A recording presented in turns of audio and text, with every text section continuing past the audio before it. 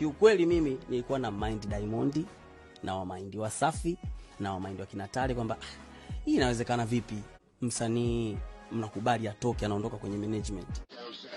Kwanza Harmonize hata kabla hajatoka Wasafi, niseme kile kipindi ambacho ana mvutano na Wasafi, mimi ni mtu ambaye alikuwa ananicheck most of the time. Na mimi ni mtu ambaye kiukweli sikupendezwa kabisa na Harmonize kuondoka Wasafi. Kwanza nilichokuwa nakiona nilikuwa sioni kama Harmonize ana matatizo. Kwa sababu nilikuwa naona Harmonize anafanya kazi zake, anafanya nyimbo zake, anatoa video zake, anafanya vitu vyake. Ila akaanza maneno kwamba Harmonize Diamond nani mkali. Yakaja hayo nikaja kusikia tena Harmonize mara kafanya hivi kafanya vile. Nikaja kusikia mara si Harmonize mara anataka kutoka. Nikaja kusikia mara Harmonize sio anaongea na uongozi anaomba msamaha. Nikasikia mara Harmonize anatoka.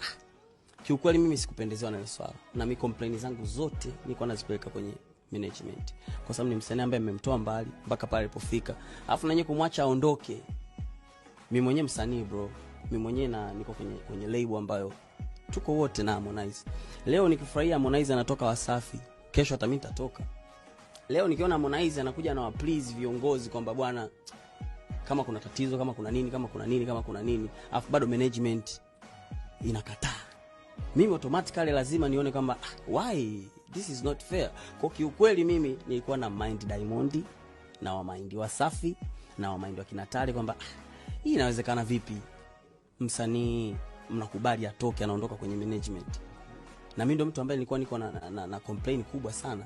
Ingawa sasa siwezi kuionyesha kwenye management. So most of the time Harmonize alikuwa ananipigia simu ana complain. Na mimi nilikuwa naambia kweli bana hichi kinachotokea so fair. Lakini kama unaondoka na Mungu ka plan wewe utafanikiwa, basi utafanikiwa. So if you unaenda ondoka for good. Yes, usitake uondoke si vita iwe na nini. Kwa nikaongea na Harmonize.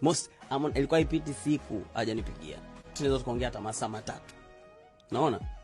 Tunaongea sana kwenye simu. Lakini sasa baada ya Harmonize kuwa kwamba wameshamaliza, Harmonize katoka Wasafi, washamalizana. Tukawa tena simu zikawa zipo sana. And check most of the time. Mimi nikaanza kuzisikia stories zingine ambazo sikuzisikia kwa Harmonize na sikuzipata in deep. Kwamba bwana kipindi ya Harmonize anagombana na uongozi kuna vitu hivi alikuwa anavifanya. Mimi ndo nikawa nashangaa. Kweli ama anaweza kufanya hivi? Vitu gani? Yaani kwa mfano swala la kushindanishwa na Diamond. Labda kama Harmonize anashindana na Diamond.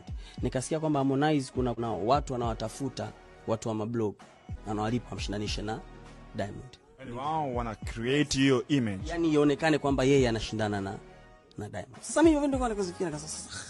How come Harmonize anaweza kufanya vitu hivi?